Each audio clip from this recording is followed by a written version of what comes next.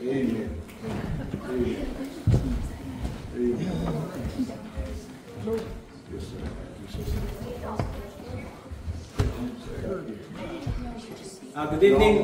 Good evening, my dear brothers and sisters in Christ. It is my great honor and privilege to be here tonight to worship the Lord with you.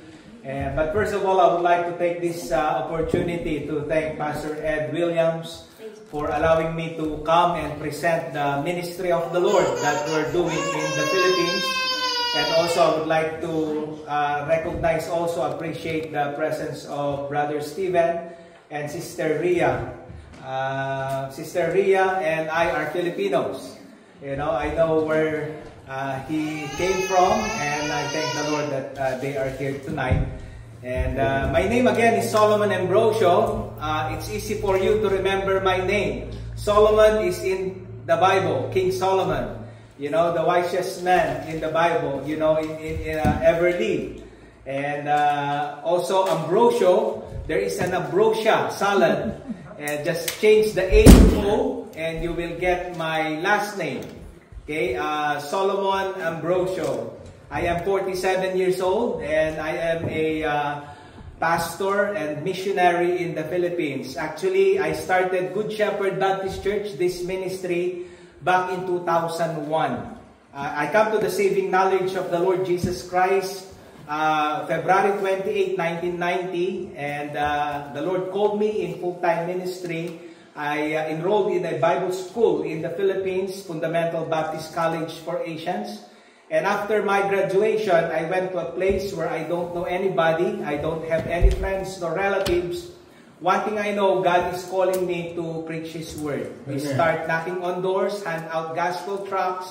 We held our services in different houses until we have the place for us to worship. From 2001 to 2007, our focus of the ministry is in the town of Concepcion, hauling people from different villages. And to tell you honestly, I struggle because I cannot hold them all. In the Philippines, many of our people don't have a vehicle. They just walk and commute. If you will ask me why, maybe because of the economy. The economy in the Philippines is very different compared to America. There in the Philippines, a salary for a whole day is $10 for a whole day work.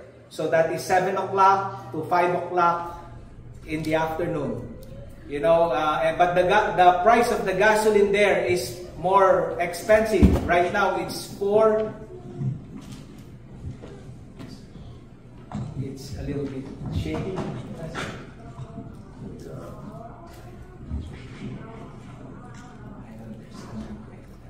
I heard from one. I hear you, brother.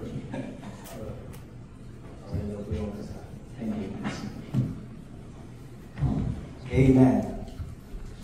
So, the Lord blessed the ministry from 2001 to 2007. The focus of our ministry is in the town of Concepcion. I hold people, hauling people from different area. And like I told you, I struggle because I cannot hold them all. You know, instead of, the Lord laid in my heart, instead of the village people come to the town to worship, we went to the villages and start churches. And I thank the Lord, from 2007 until now, we have now 16 churches in that area. And we have a program. I keep challenging our people. I'm going to support them 8 years.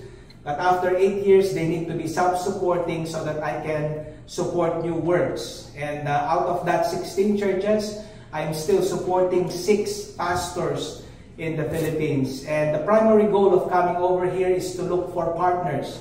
I do believe that even though we don't belong to the same nationality, I am a Filipino and you are an American, but I thank God we are brothers and sisters in Christ. Amen. You know, back in World War II, you brought 3 M's in our country. 3M. Number 1, military. Through the leadership of General Douglas MacArthur, that's where he made the promise that he shall return, and he did. Many of an American military flocked to the Philippines during World War II to liberate us from the Japanese.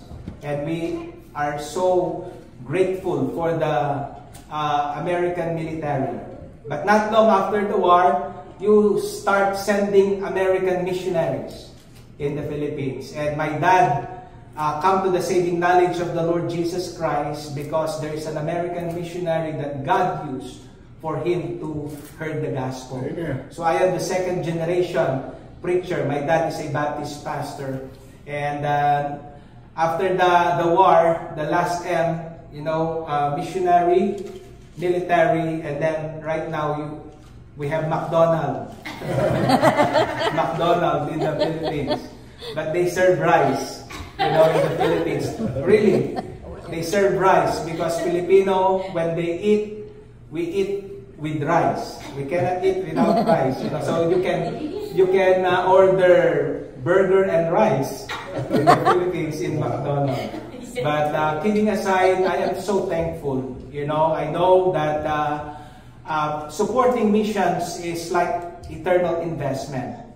The Bible says in Philippians chapter 4, verse number 17, Apostle Paul said, "Not that I desire a gift, but I desire fruit that may abound in your account." I believe one of these days, Amen. when we all get to heaven, you will see lots of Filipinos won through the gospel of the Lord Jesus Christ. Amen. So tonight I have a video presentation of the ministry. My desire is to be a blessing to you and to give the glory to God. Amen.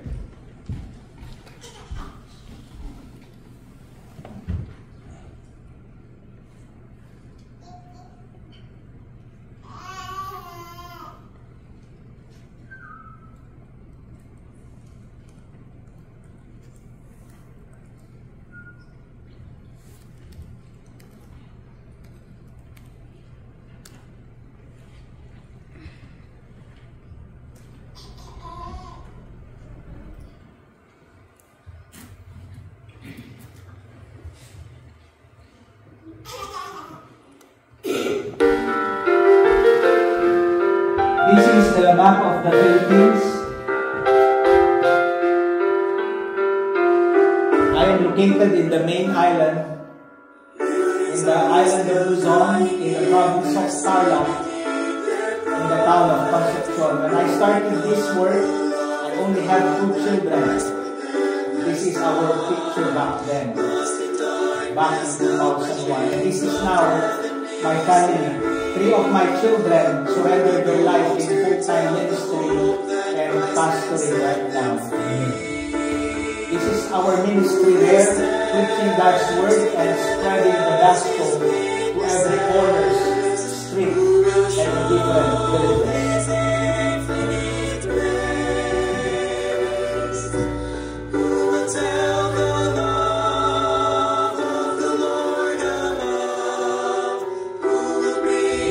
Soul winning program and tracks distribution in different places and houses.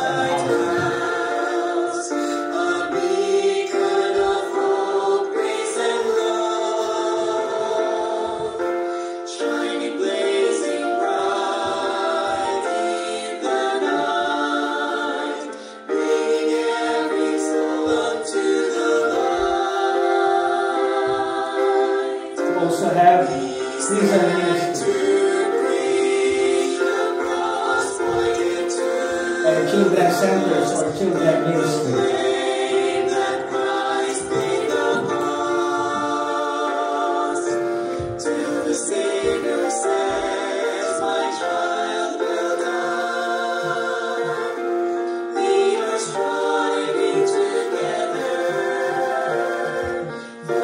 In the background, that is rice paddies, common scenery in my place.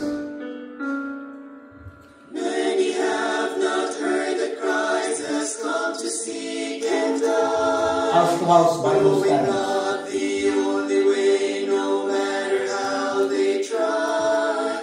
Who will sell His grace, His love, and heed the Lord's command? Preach the gospel, spread the hope to every tribe and land. We will stand together as His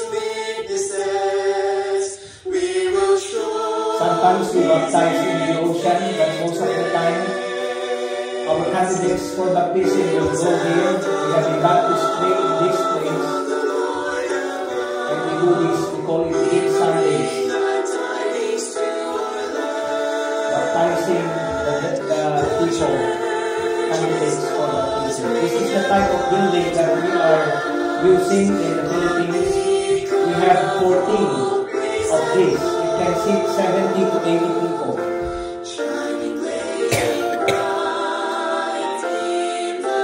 Our aim and purpose is for the people that they can only walk. You know, they don't need to go to the town to worship. They will just walk in their designated area and worship the Lord in their church building.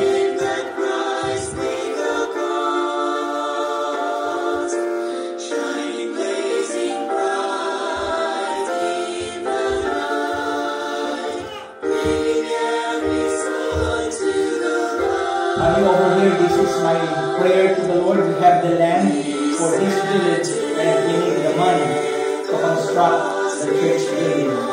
One church building like this costs $12,000. We have the people, but we don't have the land, but we don't have the building yet.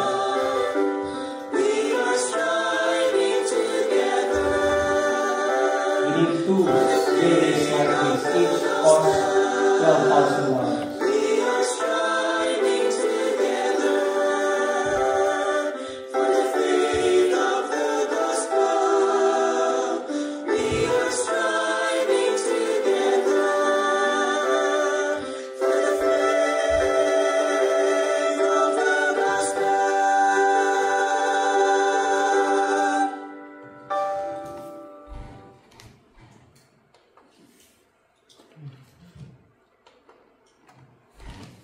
Amen. Thank you so much. And I thank the Lord. I just arrived here a month ago and counting all the promises and the actual funds that I have in my hand, I believe I achieved the needed amount for the church building. And right now I am praying to raise my monthly support. And please consider me in your prayers, my dear brothers and sisters in Christ. Amen. Well, tonight, if you have your Bible, please open your Bibles with me in the book of Philippians. I would like to bring a message tonight in this passage. Please bear with me. In the Philippines, we have our own language. When I preach in the Philippines, I do my outline in English. But when I deliver it, I will deliver it in Tagalog. That is our native tongue. So, like if you want to say John 3:16 in our language, you will say, sapagkat gayon na lamang ang pag-ibig ng Diyos sa sanlibutan na binigay niya ang kanyang bugtong na anak upang ang sino man sa kanya'y sumampalataya ay di mapahamak kundi magkaroon ng buhay na walang hanggan. That is John 3:16 in our language. But I keep telling the churches, you know, I am not fluent in English. You know, my English is only good for 15 minutes. After 15 minutes, my nose will bleed, you know. But tonight, I would like to bring to be a blessing to you. And if you have your Bible, please open your Bibles with me in the book of Philippians. Philippians chapter 1. For the sake of time, we will just read verse number 27. But we will study the whole chapter. If you can we all stand up, please? As we give reverence to the reading of the Holy Word of God.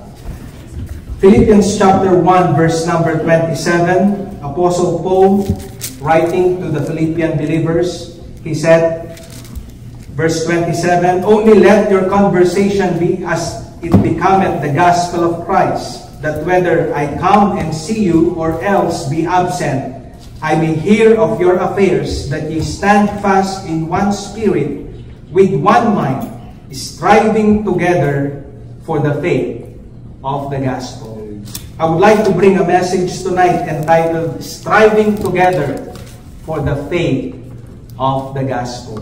Let's come to the Lord in prayer. Our gracious, loving Heavenly Father, Lord, truly you are so faithful. Thank you, Lord, for your love. Thank you for your grace.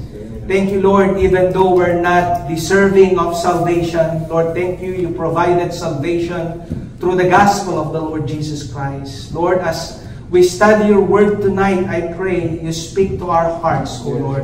I acknowledge without you I cannot do anything. Just help me. Just use me, Lord, to be a vessel for your glory and honor. Thank you, Lord. We love you, for I pray this in Christ's name. Amen. Please be seated. Thank you so much. Only let your conversation be as becometh the gospel of Christ. So Apostle Paul is trying to emphasis here to the Philippian believers that their conversation, that word conversation means citizenship. You know, we all know that when we accepted the Lord Jesus Christ, we became citizens of heaven.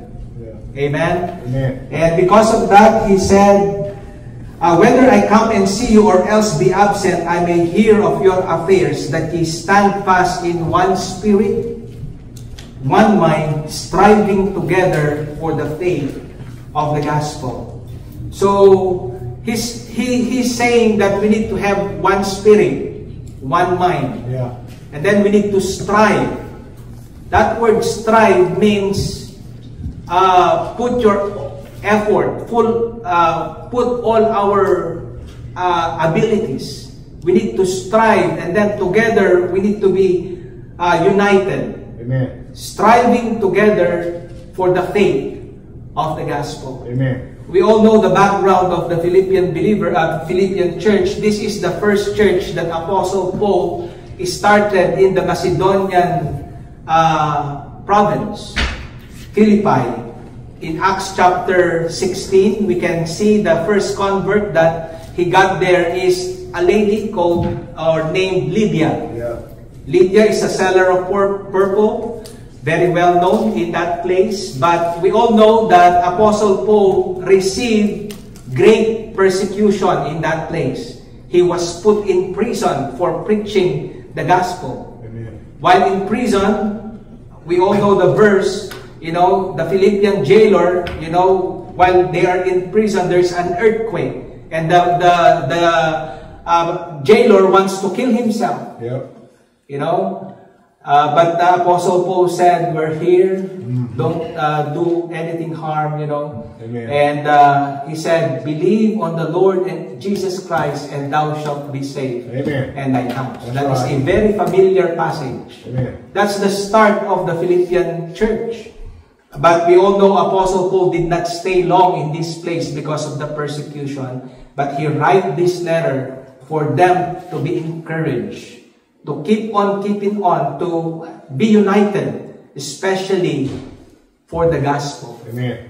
We need to be united. We need to strive together. We need to do all necessary things or all our effort for the gospel's sake. Amen. We need to strive together for the faith of the gospel. Number 1 point tonight, in verse number 5, we can see here in this chapter, number 1, we need to have fellowship in the gospel. Yeah, that's right. He said here, verse 5, for your fellowship in the gospel from the first day until now, being confident of this very thing, that he which hath begun a good work in you will perform it until the day of Jesus Christ. Right. What is the meaning of fellowship in the gospel? If you have fellowship in the gospel, you have salvation. You know, the gospel of the Lord Jesus Christ brings salvation to people. Amen. You know, that's right. The only key for a person to be in heaven. Amen. You cannot be saved by your own good works. That's right. You cannot be saved by your religion. Yeah. Even sincerity cannot change or save a person. That's right. You can be sincere, but sincerely wrong. Mm-hmm. You know, in the Philippines, there's a lot of people sincere, devout for their tradition. Yeah. They will go on the street barefooted every Lenten season, march in the street barefooted. They will cut their back. It's a bloody tradition. Some of them will go to the mountain and crucify themselves. Oh, yes. By doing that, they will obtain forgiveness of sin. But no, the Bible says, Only the gospel of Jesus Christ, only the blood of Jesus Christ can wash away our sins. That's right. Amen. In 1 Corinthians chapter 15, verse 1 to 4, we can read the gospel of the Lord Jesus Christ.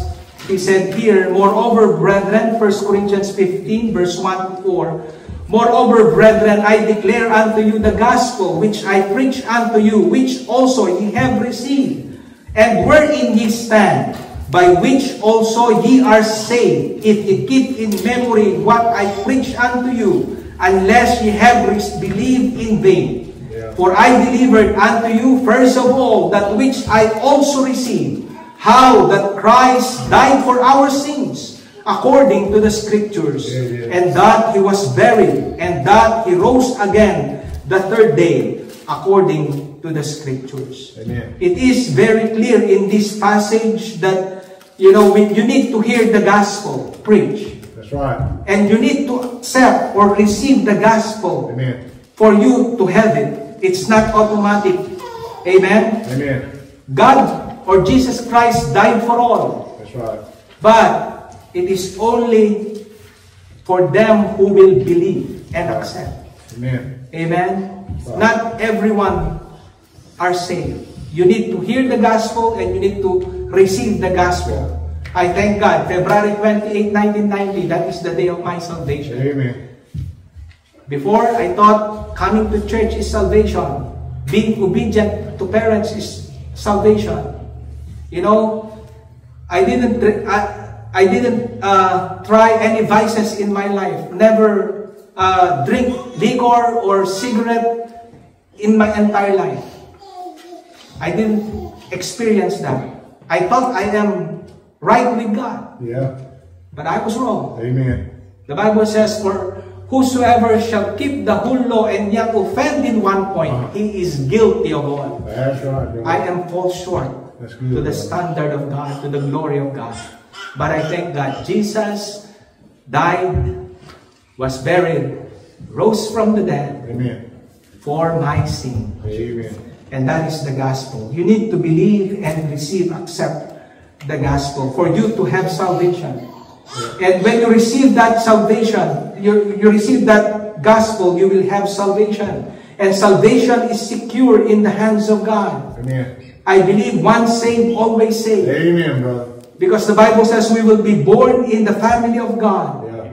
Yeah. He said here in verse 6, being confident of this very thing, that He which hath begun a good work in you Yeah. will perform it until the day of Jesus Christ. Amen, brother. We are not the one holding our salvation. We are not saved because of our works.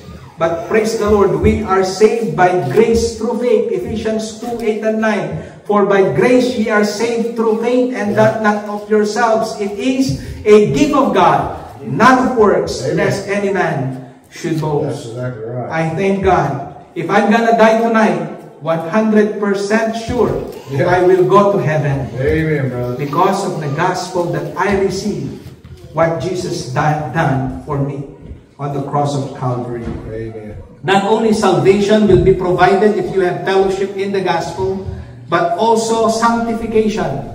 The working of the Holy Spirit will begin to a person that will accept the Lord Jesus Christ. He said here in verse number 11, being filled with the fruit of righteousness, which are by Jesus Christ, unto the glory and praise of God. We will be filled with the fruits of righteousness, fruit of the Spirit. A leopard cannot change his spot. A person cannot change himself. That's right. But I thank God for the power of the gospel and the working of the That's Holy right, Spirit brother. in us. Amen. A bad person, a wicked person can be transformed Amen. because of the power of the gospel Amen. of Jesus. So we need to have fellowship in the gospel. Number 2, we need to strive together. We need to have one mind, one spirit, striving together for the faith of the gospel. Not only fellowship in the gospel, but number 2, furtherance of the gospel. Furtherance of the gospel. We can read that in verse number 12. Apostle Paul said, "But I would ye should understand, brethren, that the things which happened unto me have fallen out, and rather unto the furtherance of the gospel." The Lord wants us to propagate the gospel. Yeah, that's right. The Lord wants us to carry out the gospel. Amen. Here he said, furtherance of the gospel. We need to preach the gospel to every place. Amen. In verse 13, he said, "So that my bond in Christ are manifest in all palace and in all other places." We need to preach the gospel of Christ not only in palace, but in all other places. This is very important. I believe the number one task of a believer is to share the gospel Amen. to everybody. You're right. You know, rich, poor, healthy, sick. We need to preach the gospel because that is the only hope for a sinner to have salvation. Sometimes we pity people when they are sick with cancer. You know, but you know what? The Bible says the very severe disease in this world is the sin problem. Because if a person will die in his sin, he will go straight to hell. The only solution for him to be healed is Jesus Christ. We need to preach the gospel. You're right. We need to have a burden. We need to have that desire, a heart to see people saved. If we have loved ones, relatives that we know doesn't believe the gospel, doesn't have right relationship with Jesus, may the Lord burden our hearts. It is our responsibility to carry the gospel to all people, to our friends, relatives, and loved ones. When we face God, I believe we will give account. You know, sometimes we teach our children how to get rich, how to be wealthy, how to have good standing in this world. But most of the time, we forget the very important thing, and that is to know the saving knowledge of the Lord Jesus Christ. Amen. We need to preach the gospel. That's right. If this place is burning, and there is a person inside, for example, this part here, and I'm inside, caught in a fire. I believe all of you, all of us, will do everything we can in our power to help me get out the fire, Yeah, that's right. extinguish the fire. Some of you will get the bucket, some of you maybe will call 911 or a fireman. You will do everything because there is a person that's at stake. But you know, the Bible says, if a person will die in his sin, he will go to a place, Yeah, a fire never be quenched, that's right. eternal punishment, the Bible says.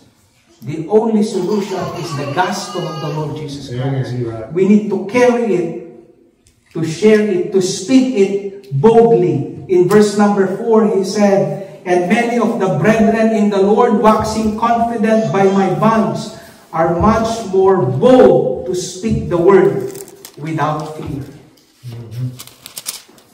Without fear. Amen? Amen. I don't know how many of us are brave. You know, but I thank God, this now is 9/11. And we all know what happened to 9/11. There's a lot of firemen died in that Twin Tower. Yeah. Risked their lives. You know, died in their duty. They died doing their duty. I hope and pray when God calls us home, we will do our duty to carry the gospel to everyone. Speak the gospel boldly. Last, not only fellowship in the gospel, furtherance of the gospel, but last, we need to be faithful in the gospel of Christ. Amen. Verse number 20 and 21, Apostle Paul said, "According to my earnest expectation and my hope, that in nothing I shall not be ashamed, but that with all boldness as always, so now also shall Christ be magnified in my body, whether it be by life or by death. For to me to live is Christ, and to die is gain. Faithfulness. We need to be faithful in the gospel. Amen. Apostle Paul saying here, I will be faithful while I am living until I will die. I will carry on. I will live for the gospel. We need to be faithful while we are living until we die for the gospel of the Lord Jesus Christ. Don't compromise. There's a lot of churches compromise. Yeah. But one of these days, we will face the Lord and we will give account for our faithfulness. Amen. It doesn't matter how many talents do we have. If you have 5 talents, 2 talents, or 1 talent. But when we face the Lord, He will say to us, well done, thou good and faithful servant. Yeah. Amen? Amen. Just keep on keeping on. You know, God is looking to our abilities, you know, or availabilities, not in our abilities. Yeah. I believe God will call and equip the called. He will not call the equipped, but He will equip the called. Amen.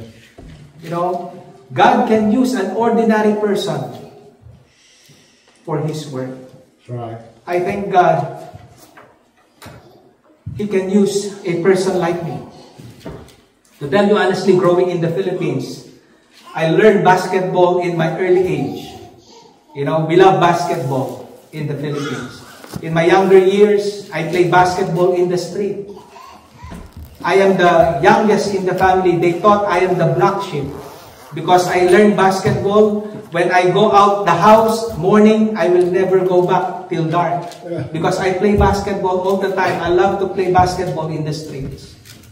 But when God called me in the ministry, I surrendered my life in full-time ministry. I attended a camp meeting. And I said to the Lord, Lord, I surrender my life in full-time ministry. I talked to my dad and my dad said to me, are you sure, my son? He got doubts in me, you know. And even myself, I said to the Lord, Lord, I cannot offer you much. But one thing I promise, I will be faithful to you. Amen. You know, I thank God He can use an ordinary person to do His work. Amen. I remember Moses, when he was called by God, he wants to escape. He don't want to lead the Israelites. He said, I cannot speak well. But we all know what happened. God told to Moses, what is in thine hand, Moses? Yeah. A useless rod. Yeah. And we all know the story. Every time Moses will use that rod, God's power will be displayed. Amen. God can use you and me for His ministry. All we need to do is to be willing, to be sensitive to His leading, especially about the gospel. We need to be faithful. We need to further the gospel because this is a very important task. One of these days, we will die or the Lord will come. May the Lord find us faithful for His gospel. Amen. Thank you so much, Amen. my dear brothers and sisters in Christ.